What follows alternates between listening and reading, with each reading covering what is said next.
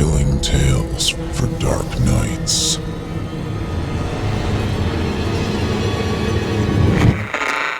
Want to make sure you never miss a Chilling Tales for Dark Nights video again? Be sure to subscribe and hit that bell to turn on notifications. And now, a word from our sponsor, Shudder.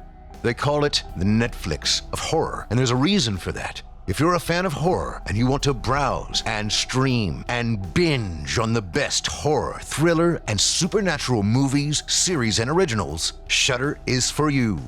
Stream your favorite content for just $5.99 a month or $56.99 per year. With titles like The Dark and the Wicked, After Midnight, Clive Barker's Nightbreed, and Vampire Kiss featuring Nicolas Cage. Personally, I'm a big fan of Rob Zombie, you know, the Super Beast. I would like to recommend for you 3 from Hell and 31 from my friend Rob Zombie.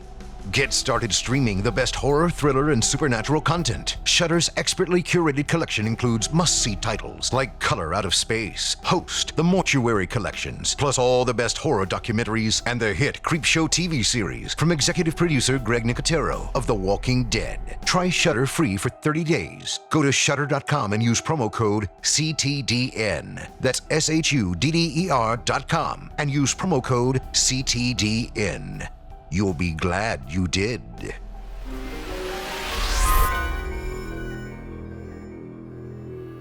It's time to turn off the lights and turn on the dark.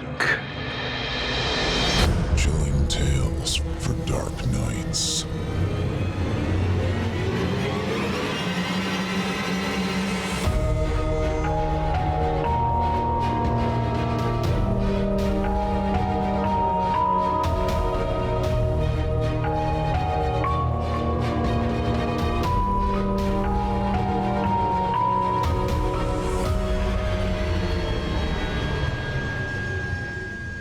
Good evening, listener. You're listening to Chilling Tales for Dark Nights.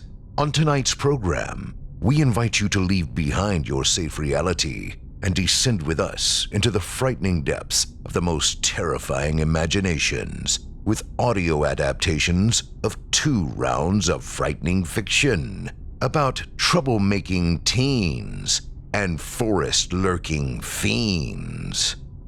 I'm your host, Steve Taylor, and tonight I'll be your guide as we traverse the dimly lit corridors of your darkest dreams. Joining us tonight to help bring to life the frightening fiction of J. King and Micah Edwards are voice talents Mick Dark and Luis Bermudez. Now, get your ticket ready, take your seat in our theater of the minds, and brace yourself. It's time to turn off the lights and turn on the dark. Our first tale tonight comes to us from author J. King and is performed by Mick Dark, host of the series of the same name on our YouTube channel. In our first dose of the dreadful this evening, we'll meet Simon, a teenager with a bit of an identity crisis who's bound to get a lesson in the game of life that he'll never forget. Without further ado, I present to you The Tattoo.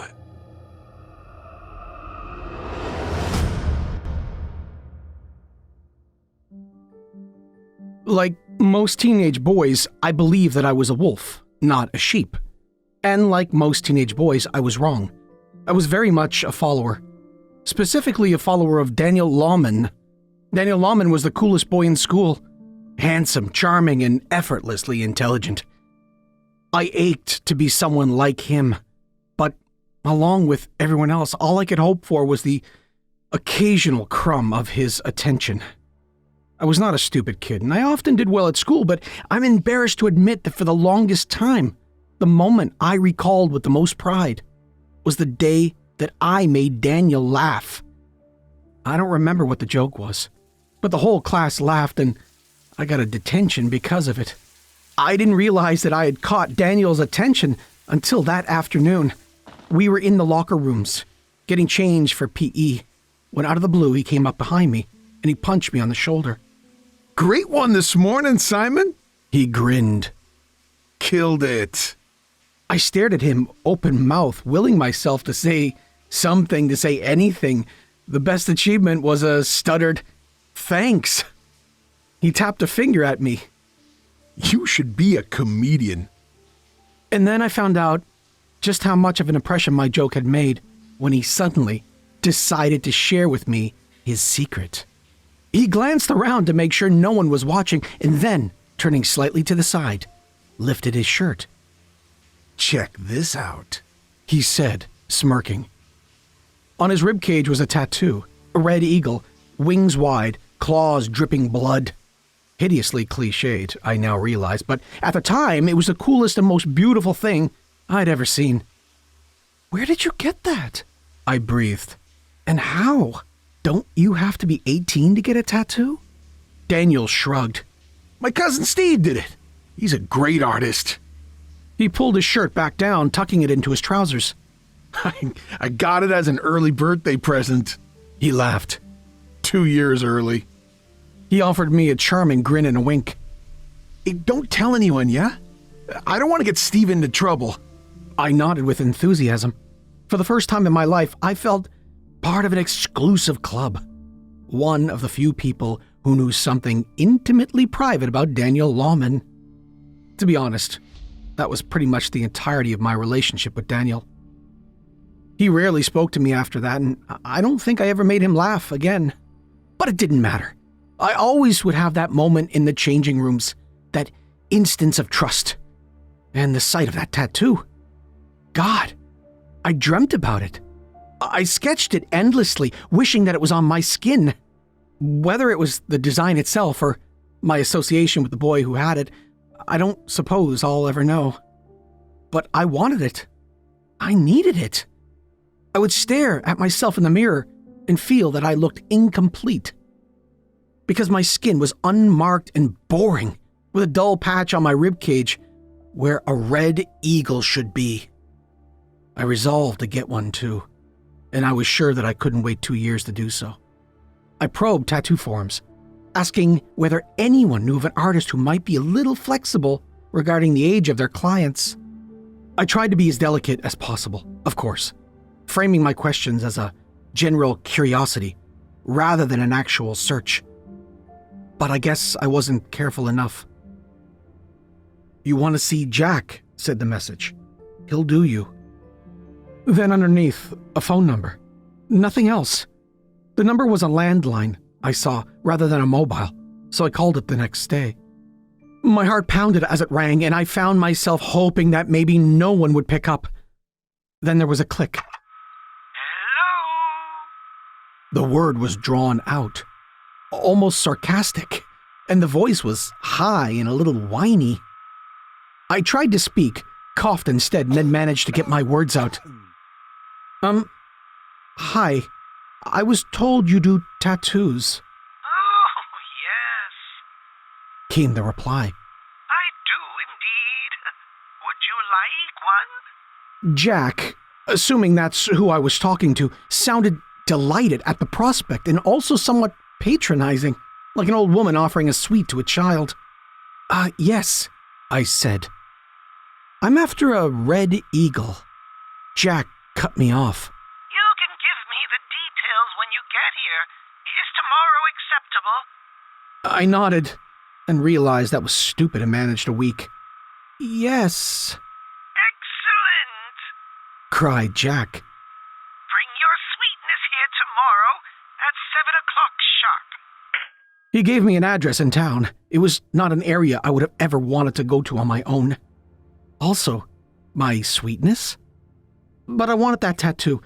Some little madness has attached itself to my vulnerable adolescent brain and was telling me that I would only be complete when I had it. Only be cool when I had it. And so, the next day at 7 p.m., I went to see Jack. The sun had long since set by the time I arrived, my path lit only by flickering orange streetlights. The address was on a small industrial estate, squatting among small, grubby businesses, repair shops, and other units of indeterminate purpose. A handful of men stood around in scruffy, oversized clothing, with cold faces and piercing eyes. I had tried to dress to make myself inconspicuous. Jeans, a hoodie, but I still stuck out like a sore thumb, embarrassingly young and out of place. I hurried past them, not making eye contact. Eventually I found the place I was looking for. The door was locked, and as this particular building had no windows, I couldn't see inside. I knocked and waited. My heart was pounding, and I was painfully aware of the cold-faced men watching me. No one answered, so I knocked again. An unpleasant suspicion began to form in my mind. Was this all a prank? Or worse, a setup? Oh God, was I about to be jumped by these guys? I was just about to make a run for it when I heard footsteps from inside the building and the scraping of locks. I held my breath, and then the door opened. At first, I couldn't make out anything at all. It was pitch black on the other side. Then, a pale face loomed into view. Hello! Jack stood before me. His face was long and thin with oddly bulging eyes, yellowish skin and lank hair. He was tall with spindly legs and arms, but his torso was strangely round, with sagging breasts and a bloated stomach. He was wearing black overalls and a white apron, which he was wiping his fingers on as he stared at me. I opened my mouth to speak, but didn't get the chance. Ah, yes, He cried. the young man who wants the tattoo. Of course. Come in. He stepped aside, flapping his hand towards the darkness of the interior. I didn't want to go inside at all, but I found my feet carrying me forward, as if they didn't care what the rest of me wanted. Jack shut the door behind me, and I suddenly became aware of an unpleasant smell. Bleach, maybe, mixed with something meaty. I couldn't tell whether it came from the building or from Jack himself. He skipped ahead of me, moving oddly lightly for someone so awkwardly built. I followed as if in a trance. As he led me into a room off the side of the entrance corridor, it was surprisingly brightly lit, filled with cupboards and shelves weighed down with bottles. In the middle of the room was a black chair that looked like a dark version of something you'd see at the dentist. Jack waved me to it. I sat down, and he perched delicately on a stool next to me. Now, young Simon, what can I do for you? I reached a shaking hand into my pocket and pulled out a piece of paper, onto which I had sketched the design of Daniel's tattoo. I passed it to Jack. "I'd like this, please." Jack peered at it, an unsettling smile on his pudgy lips, his eyes oddly expressionless. How pretty! He exclaimed. But not, I think, an original. I had fully intended to pretend that it was, so the question caught me off guard, and the truth slipped out. No. I copied it from a boy at school. Ah, sweet Daniel. Jack giggled. A most unpleasant sound. I sat up straight in astonishment.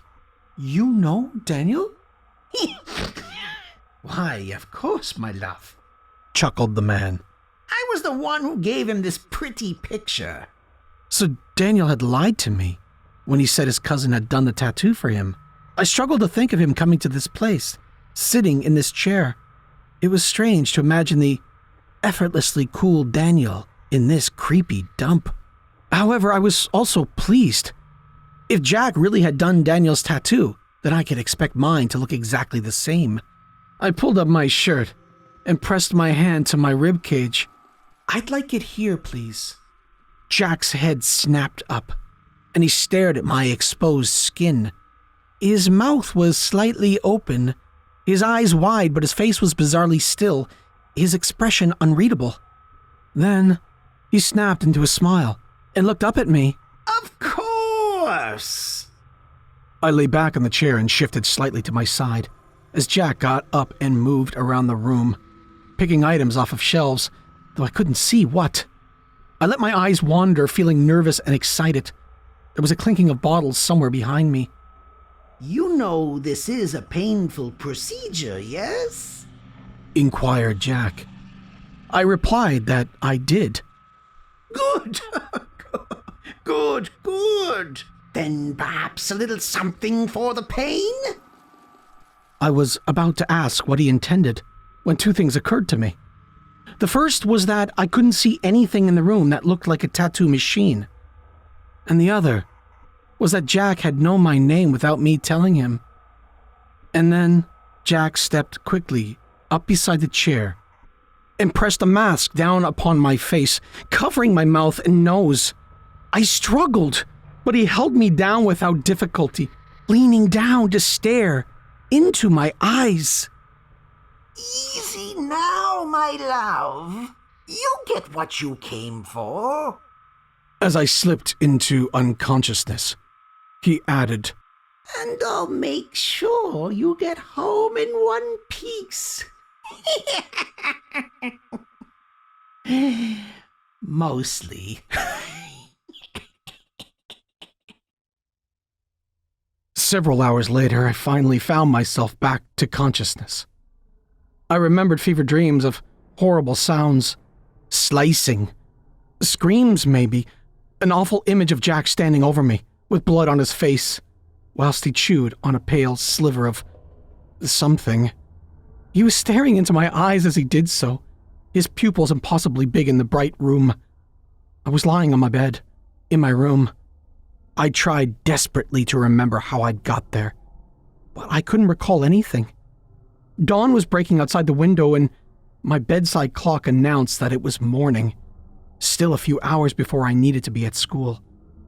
I climbed to my feet, with my head spinning, and tottered over to the mirror. My whole body ached, but a sharp pain in my side needed to be investigated immediately. With shaking hands, I raised my shirt and looked at my ribs. There it was, a tattoo of a red eagle, wings wide, claws dripping blood.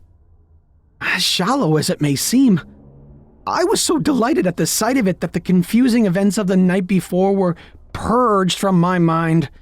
I stood there admiring it, already feeling more like a man than a boy. But as I peered closer at the magnificent bird, something looked a little wrong. I had read that a new tattoo didn't look its best at first, but this one looked really strange. It was angry around the edges rather than on the design itself, raised and raw. But what did I know? I never had a tattoo before. How could I tell what they're supposed to look like when they're new? I went into the bathroom and gently cleaned the area. It was agony to touch it, but I was far too excited to care. It needed to look its best, so that I could show it to Daniel. He would appreciate what I had done, and understand the importance of the thing. I positively skipped to school. It was all I could do not to show it to my friends, to everyone I spoke to, but no, I needed to save it for my tattoo twin. I was breathless with excitement. But he wasn't in. I asked around, as casually as I could, but no one seemed to know where he was. I trudged home at the end of the day, trying to keep my disappointment from turning to tears. What did it matter if he didn't see it today? Daniel would be in tomorrow, or the next week, and I could show him the tattoo then. I only had to wait. But he wasn't in the next day, or the day after that. I came down to breakfast on Saturday morning, and as soon as I walked through the door into the kitchen, I knew something was wrong. My mother was hanging up the phone, her face a little pale. She looked up at me as I entered, with tears in her eyes. "What's happened?" I asked. She almost ran over to me and swept me into a tight hug. Her arms pressed against my side, and I almost cried out at the pain. Pushing her away, she wiped her eyes. "Simon, someone from your class has been killed." A chill ran over me. I felt a sudden leadenness in my stomach. An awful inevitability. "Who?" I asked, although I was sure that I already knew. "Daniel Lawman," She probably said other things after that, but I didn't hear them. I went straight to my room, cold with shock. I didn't speak, didn't eat. My mother was sympathetic but a little confused. She hadn't realized, she said later, that the two of us had been so close. It came out that his body had been found on an industrial estate. The cause of death wasn't clear at the time, but there had been significant blood loss from a large wound on his side, over his ribcage. Some odd, ritualized mutilation, it was theorized. I stood in front of the mirror looking at what had been, for a few glorious days, my pride and joy. I felt sick. Now that I looked closely, I could see the tiny stitches that held on my beloved tattoo. I could see that it was raised where Daniel's skin jutted up against mine. Overwhelmed with sickness and horror, I tried to work my fingers underneath it, ignoring the agony of doing so, to try and pry it from me, but it was no use. Our flesh was already melding together. It should have been impossible. My body should have rejected the graft, but instead it was knitting into me, as if it was just a wound to be healed. After another 3 days, no one would have been able to tell that the tattoo ever belonged to someone else. Sometime later, when the investigation had died down a little, I returned to Jack's address. I wasn't entirely surprised to see that the building was almost completely gone. Blackened, charred, and derelict. I could tell the police about Jack, I suppose. But would they really believe me?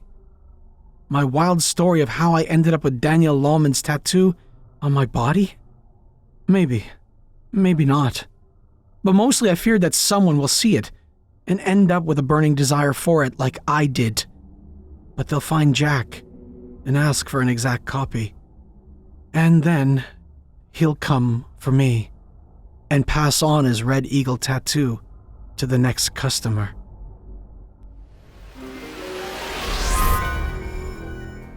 And now, a word from our sponsor, Shudder. We here at Chilling Tales for Dark Nights consider ourselves to be curators of the macabre. We have our own loves, and we found that Shudder is the ideal streaming service with the best selection of horror, thriller, and supernatural movies, series, and originals. Everywhere from Hollywood favorites and the cult classics you love, to new original series and critically acclaimed new genre films you will not find anywhere else. They stream uncut and commercial-free right to your favorite device. iPhone, iPad, Apple TV, Xbox, Amazon Fire TV, Google Chromecast, Roku, Android, doesn't matter. Shudder gives you unlimited access to stream ad-free on all your favorite devices. And you can stream great thrillers, horror, and suspense for $5.99 a month or $56.99 a year. Shudder's got the largest, fastest-growing, human-curated selection of thrilling and dangerous entertainment. In fact, you can refer to them easily as the Netflix of horror. For cruising down the back roads late at night, especially after midnight, alone when I'm only with my thoughts and need to be entertained and surprised and kept awake, Shudder is my choice. I tether my phone to my car and I ride through the night, scaring the trees. Today's your day. Get started streaming the best horror, thriller, and supernatural content.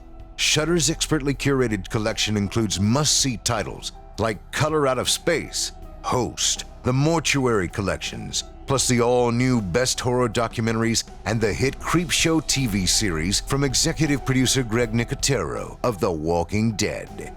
To try Shudder free for 30 days, go to Shudder.com and use the promo code CTDN. Again, try Shudder free for 30 days. Go to Shudder.com and use the promo code CTDN. You won't regret it.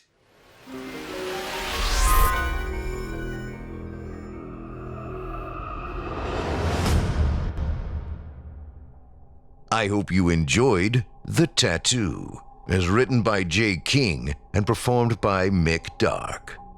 As a reminder, Mick's ongoing series of the same name, Mick Dark, can be found on our YouTube channel, where you'll find new regular releases from him, and a playlist with all his stellar stories compiled in one easy place to find. So if you enjoy his rendition of tonight's sinister tale, please do him a favor and check him out and let him know that we sent you. Up next, we've got a second sinister story for you, as written by Micah Edwards, and it's performed by Chilling Tales for Dark Nights 2019 Evil Idol voice acting champion and host of our newest series, Bermudez Triangle, none other than Luis Bermudez. In it, we'll meet a gentleman who, while out one night with friends on what should have been an uneventful evening, sees too much. Something he'd prefer to never see again. But fate, it seems, may have other plans. Now, without further ado, I present to you the Opalesque.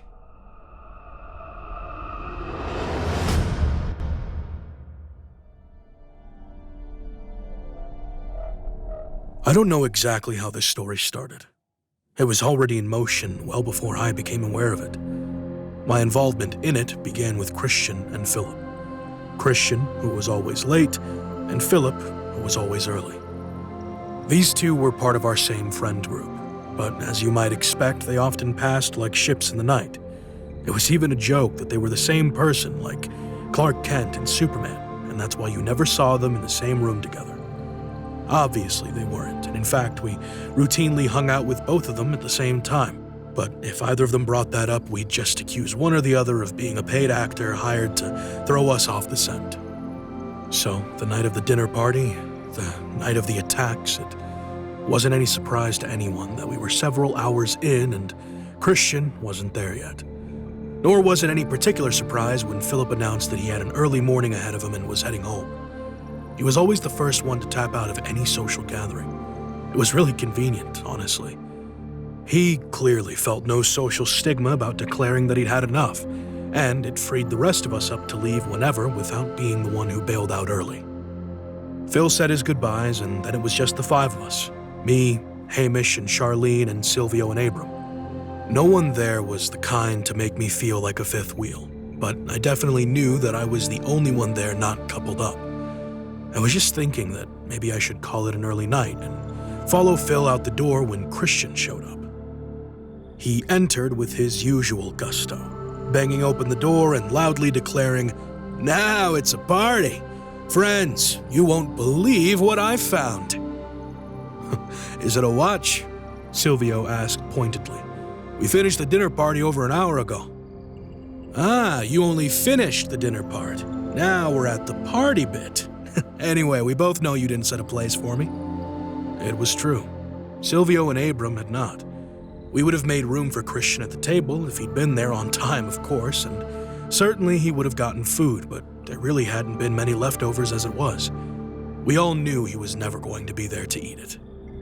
"As an apology for my tardiness and an attempt to win my way back into your good graces, I have brought wine," Christian said, producing 2 bottles from a bag slung over his shoulder. "And another gift which I discovered on the way here, but which I will only unveil once we have had a chance to properly set the scene." Silvio accepted the bottles with a nod of thanks and carried them over to the bar. "I assume you like the first glass from your gift?" he asked as he uncorked the first bottle. "Well, I'd hate for you to think it might be poisoned," laughed Christian. "I'm merely demonstrating that I wouldn't give you anything I wouldn't drink myself." Silvio passed a glass over to Christian. He sniffed it, sampled it, and declared it good. "Fit for my hosts," he boomed. "And as you can see, no unexplained rashes or foaming at the mouth." "The 2 classic signs of poisoning," said Charlene. "Well, I've never been poisoned, so I'm only guessing. The point is, drink up, friends." Silvio poured glasses for us all and handed them around. "Only 6? asked Christian. "None for good, Philip?" Silvio cocked an eyebrow at him. "Is this your way of saying that you'd like a glass for each of your personalities? You still only have 1 mouth." "We're different people," Christian protested, "as you'll see shortly when he gets back from the bathroom or wherever he is." "Uh-huh," said Hamish. He made air quotes with his fingers. Phil left just before you got here. As if you didn't know. Totally different person than Phil. Christian looked confused. Okay, no, but seriously, he's really not here? You know you two run on different schedules, Charlene said. Right, yeah, but his car is still outside. This revelation was met with confounded silence from all of us. Huh? Charlene said after a moment. Maybe he was just getting ready to leave as you pulled up, and you just didn't see him in the car? Abram got up from the couch and crossed to the front window. He peered out, cupping his hands around his eyes to block out the light from the living room. No, Christian's right, he reported. His car's still out there. We got up to look, as if we might see something different. Sure enough, Phil's car sat in the yard with everyone else's, still and silent. We could see no sign of movement from inside. I'm going to make sure he's all right, said Abram, putting on his shoes. The rest of us followed suit, curious to see what was going on. Armed with our cell phone flashlights and our glasses of wine, we traipsed out into the night to see what our friend was doing. I don't know what I expected. To see him changing a tire, maybe, or taking a nap in the back seat. Certainly he had to be somewhere in the vicinity of the car. Where else would he go? We were easily 20 miles outside of town. The house was surrounded by acres of woods. The nearest neighbor was at least a mile down the road. And yet, the car was empty and still locked. I peered inside just in case, but saw nothing more than a coffee cup in the cup holder and a sweatshirt folded up on the passenger seat. There was nowhere for Philip to hide inside the car, even if he had any reason for wanting to do so. Maybe he got an Uber? Abram asked uncertainly. We all drank some at dinner. Maybe he didn't want to drive. It seemed unlikely. None of us had seen him call for a rideshare, and surely if he had, he would have waited inside the house with us and left when the driver arrived. Still, no other option made any sense at all. So I slowly began to talk myself around to believing it. Then Hamish said, "What's this on the ground?" We all gathered around to look. He was near the trunk of Phil's car. His flashlight was focused on a patch of grass 3 or 4 feet across. The grass seemed oddly shiny and dark at the same time, like oil had spilled on it. Hamish crouched and swiped a finger carefully across a blade of grass. A long, sticky strand stretched between his hand and the grass as he stood back up, snapping only after it was a foot or more in length. Hamish made a face as he inspected his finger.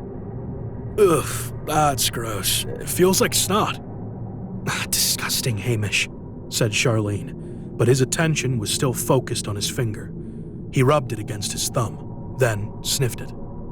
Is that blood? He asked. Blood doesn't stretch like that, Silvio said. Yeah, but look at this. He held his fingers out as we crowded around. Beneath the slimy coating, his thumb and forefinger shone red with what looked all the world like blood.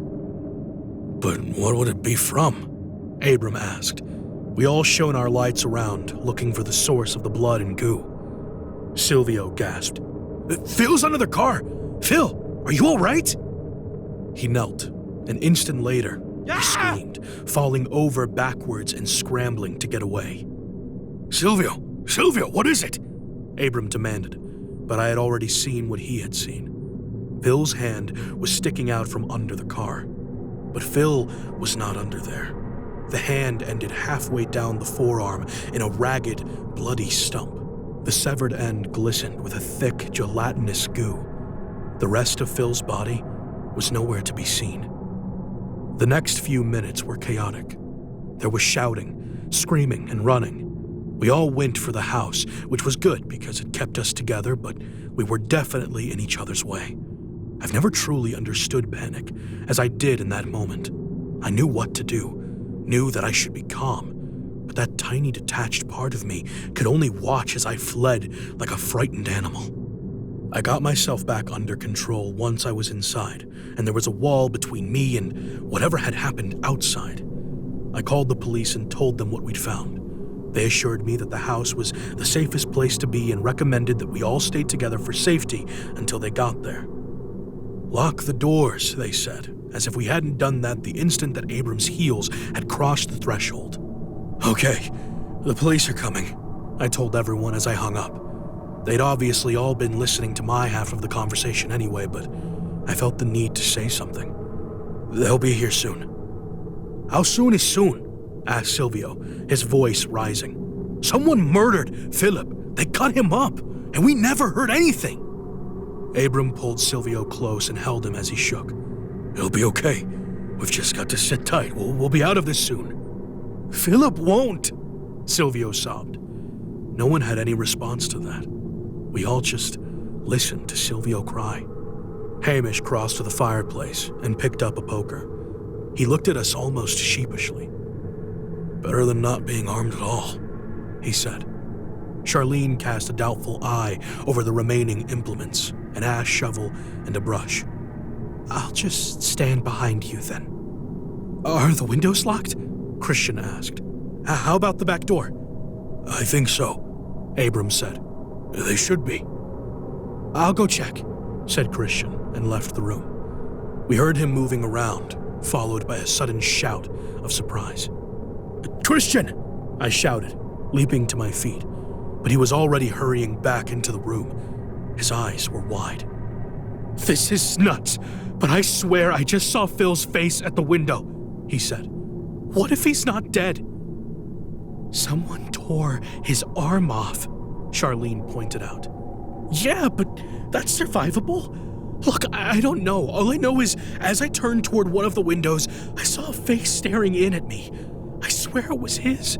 I shouted. The face vanished. I came back in here." He paused. "I want to open the back door and see if he's outside." "No way," said Silvio. No way." "He might be alive," Christian insisted. "And if he is, he needs our help. I'm not stupid enough to open the door by myself and let some serial killer in to hack everyone up. I want you all to come with me. And if you're all against it, then fine. We pretend I just imagined it and we never open the door. But I want to look. I don't want to leave him out there." Silvio was already shaking his head again, but Abram spoke up first. "If there's even a chance, we should look. We were fine when we were out front together. We can afford a quick look out the back door, and if we can still somehow save Phil, we have to try." "I'm not going," said Silvio. Christian nodded. "Stay here with him," he said to Abram. "The four of us will go look. We'll be right back, either with Phil or with the knowledge that we couldn't have helped him." Hamish, Charlene, Christian, and I made our way to the back door. We let Hamish lead, since he had the only weapon, but once we entered the kitchen, the rest of us armed ourselves with knives. "Where did you see him?" I asked. Christian indicated one of the windows. "He was right there. I was walking this way when—" "Look!" Hamish cut him off, pointing the poker at a different window. I swung my head in that direction just in time to see a face disappearing into the darkness. It was poorly lit, and I had only barely glimpsed it, but it might well have been Phil. There had been something wrong, though. He'd seemed almost to glisten like an oil slick. I thought about the dark slime on the grass and wondered how badly hurt he was. "Is he okay? What's he doing?" asked Charlene. "I don't know," said Christian. "Back me up. I'm opening the door." We nervously took up defensive positions as Christian turned the handle.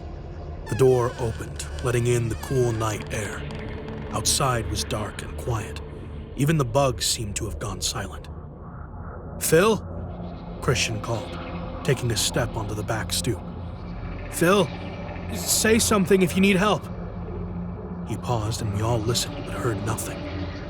Christian took another step outside, raising his cell phone light high. "Philip!" "He's not there," Hamish said. "I don't know what you saw, but—" There was a sudden skittering of feet, and then the window smashed. Something huge, jagged, and opalescent smashed its way through. It stood as tall as a small horse, with legs like a praying mantis and a shell like something from the deep ocean. As it scrabbled frantically inside, two of those serrated legs dug deep into Hamish's shoulders. Hamish shouted, swinging frantically with the poker, but he was inside its grip and couldn't get a good hit. "Help me!" he cried. but I was frozen by what I saw on the creature's shell. It was lumpy and misshapen, the shiny surface raised into smooth protrusions that looked strikingly like various animals. In the middle of them all, staring at me from less than a foot away, was a human face. It was unmistakably Phil's, sticking outward from the hard shell of the creature as if it had been shoved into a wet mold. The creature hissed. A rank vapor rolled outward from it, stinking of rot and stinging the eyes. I fell back, coughing, and as I did so, the mouth on its belly irised open. Its entire underside was one tremendous mouth, ringed with row upon row of slicing, sharp-edged teeth. It contracted its forelimbs, dragging Hamish closer, and he screamed again. Then Christian was there, grabbing the poker away from Hamish and smashing blow upon punishing blow down onto the creature's shell. The thick surface resisted the first 2 hits, but on the third strike, a ragged crack appeared. The creature hissed again, filling the room with that horrible stench, but Christian continued to pummel it. Charlene, emboldened by his success, began to stab at it with her knife. Her slashes skidded off the shell, so she switched to striking at it from underneath, stabbing it in the soft gray tissue of its mouth. I struck it with one good blow in the mouth with my knife, but it jerked as I hit it and pulled the knife away from me. I tried to grab it back, but the gnashing teeth dissuaded me. Instead, I seized the nearest limb and wrenched it upward, off of Hamish's shoulder. I could feel spines tearing into my palms, but I ignored the pain and shoved as hard as I could until I saw Hamish twist free. Unwilling to lose its meal, the monster lunged forward, dragging its entire bulk into the house. It knocked me over, pinning my legs beneath it. The wet slime engulfed my shin. The teeth began to dig in. I felt myself being drawn under. Before I could be dragged beneath, Christian stabbed downward using the poker as a spear. The shell, now spiderwebbed with cracks from the repeated blows, shattered beneath this final assault. Whatever the poker struck beneath the protective carapace must have been vital, for the creature collapsed almost at once. I tried to pull my leg free, but the teeth threatened to flay my skin, and instead I called for help. "Get this thing off of me!" It was Abram and Silvio who rushed my aid. To the aid of all of us, really. We were all bleeding, coughing, and panting from exertion. The encounter had taken less than half a minute, yet I felt as if I'd finished a triathlon. Abram and Silvio had barely had time to get to the kitchen doorway before it was all over. They lifted the monster's body, allowing me to slide free. They brought towels, bandages, and antiseptic. They wrapped my hands, Hamish's shoulder, and a dozen miscellaneous injuries that Charlene and Christian had suffered. They were simple, important tasks. They gave us something to focus on. They kept us from having to think about what had happened. Eventually, though, everything was cleaned and bandaged, and a dead monster still lay at our feet. Ichor dripped from its wounds, mixing with our blood and its horrible thick saliva to make a spreading puddle on the kitchen tiles. And the face of our dead friend still stared sightlessly up from the creature's side. "What is it?" Abram finally asked. It's not like he thought any of us would have the answer, but someone had to say something. "How could? Where did? What is it?" "Exactly what we already knew," Hamish said grimly. "Philip's gone." "You don't think, maybe?" Charlene started, but Hamish cut her off. "No. Look at all the rest of these. Squirrels, cats. That one looks like maybe a fox. These are what it's been eating. It kills them and then somehow presses their face into its shell. Look, the smaller ones are less distinct. It's been growing as it eats, working its way up to bigger and bigger things. The impressions of the small animals have been stretched out as the shell grows. The bigger ones, the ones it's only been able to get recently, they're perfectly clear. And Philip." He trailed off, not needing to finish. Philip's face was as clear as if it had been sculpted. He was gone, like everything else depicted on the creature's shell. "But why?" Silvio asked. "What does it get out of taking impressions of the things it eats?" "Mating ritual, maybe," I suggested. "Animals have all sorts of weird ways to attract mates. This would show how proficient of a hunter it was, so that..." I stopped abruptly. Christian's face, normally ruddy and animated, had gone slack and turned a sickly pale green. No, he muttered. Mates, of course. What? I asked. He looked around at the shattered window, at the wide open room. Everyone, quick, we need to get to a safer space. But it's dead, Abram started. Now, barked Christian. Abram jumped, alarmed. Is the living room good enough? Somewhere without windows would be best. Somewhere we can all fit. Silvio was shaking his head. It's an open plan. There's nothing like that. Anywhere where we can turn the lights off and hide then, insisted Christian.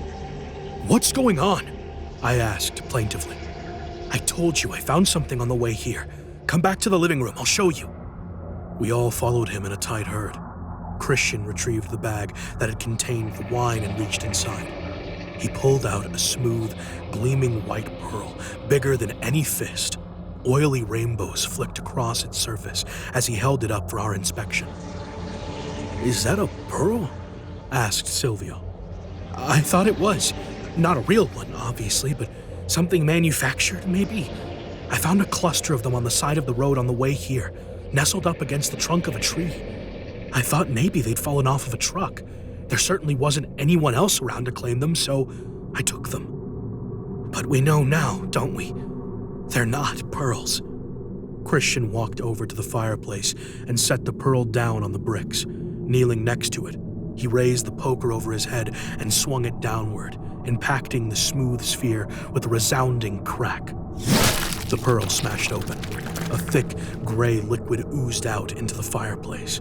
Among the brittle shards, something moved. It was about the size of my cupped palm, with jagged legs and a smooth, shimmering shell, still unmarked by any protrusions. It was the creature we had fought, wrought in miniature. Christian crushed it brutally with the poker.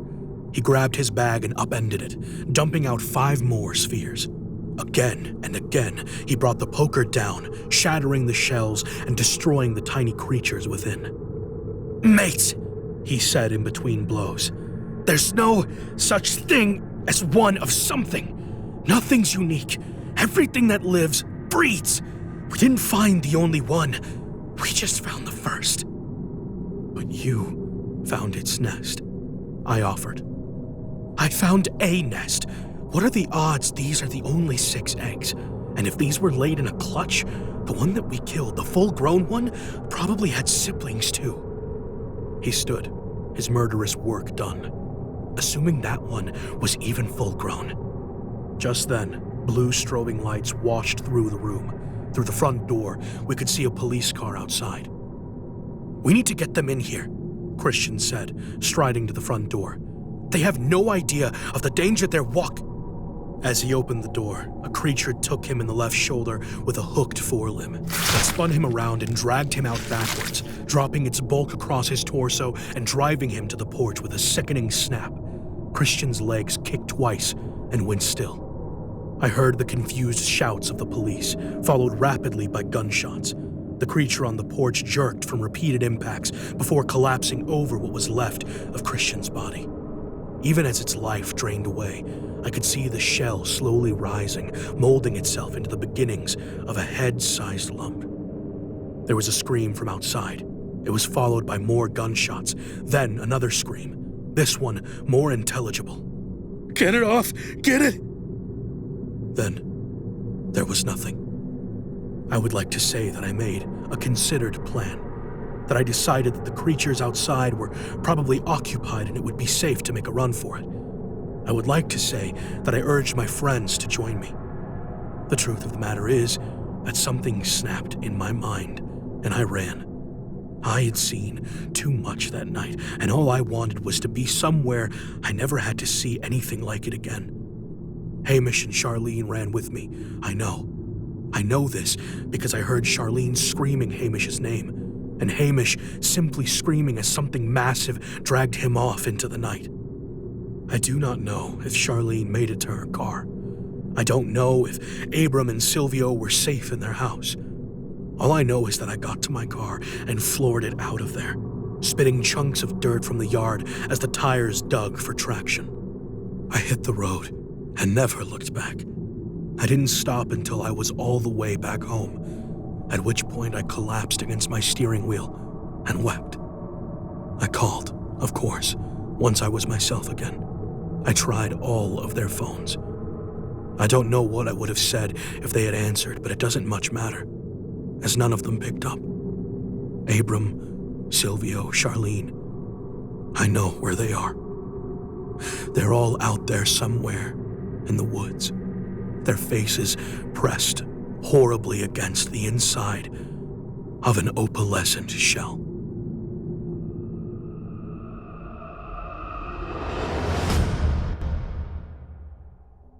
I hope you enjoyed The Opalesque, as written by Micah Edwards and voiced by Luis Bermudez.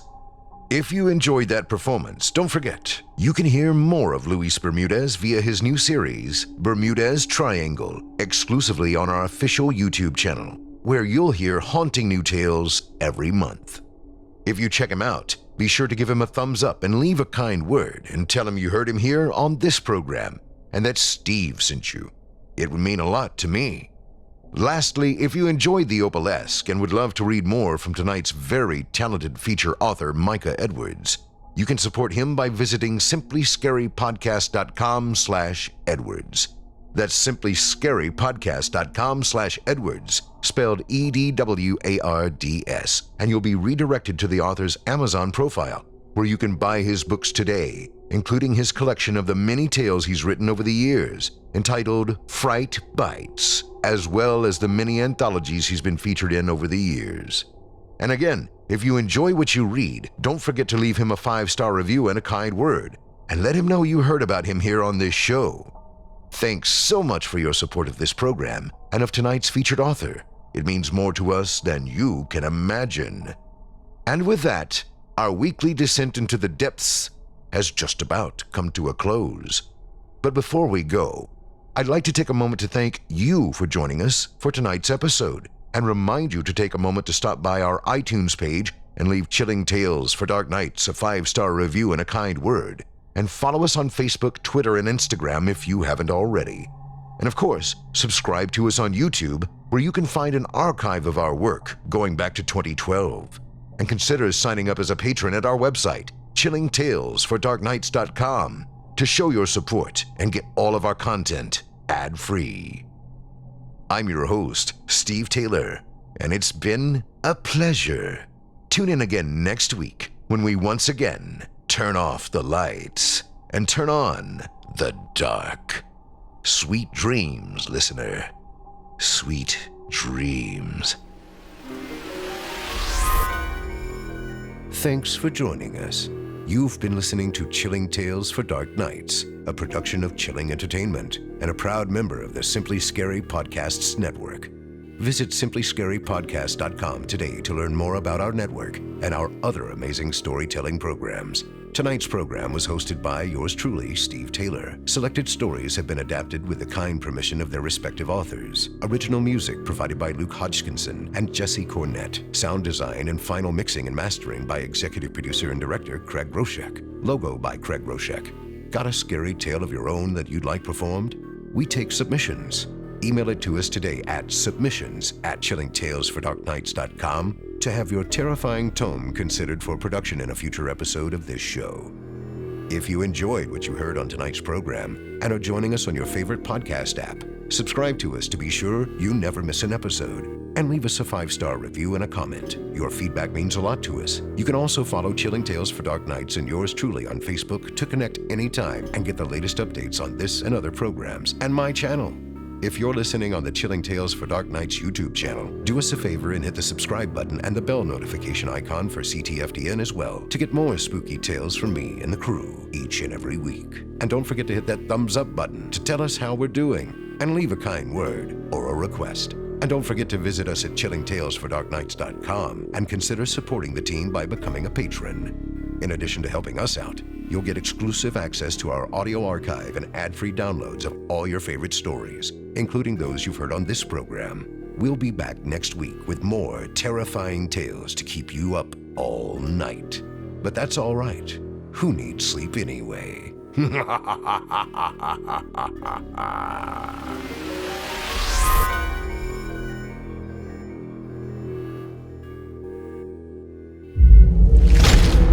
Chilling tales for dark nights.